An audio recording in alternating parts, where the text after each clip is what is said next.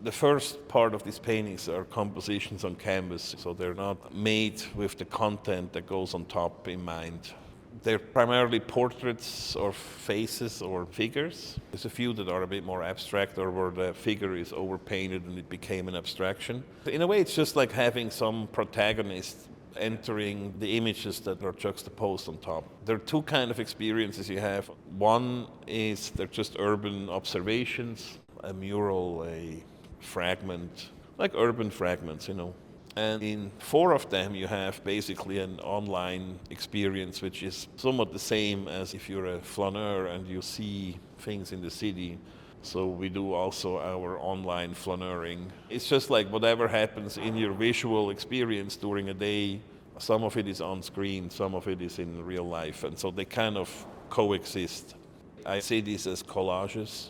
I think collage is a medium that reflects my experience of life in the best way, It is not a singular experience, it is multiple experiences that then create their own image.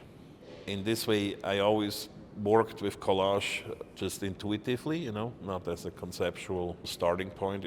It's how I read an image, it's multitude of images, and in some way they relate to earlier works where there was more a physical collage, actually of things being cut out and glued on.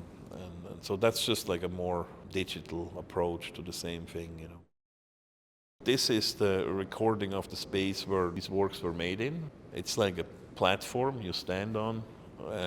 That is a bit more like the experience you have when you make works where they're not totally severed from the place of creation. So it's just a way to reclaim a bit the energy of a place of creation.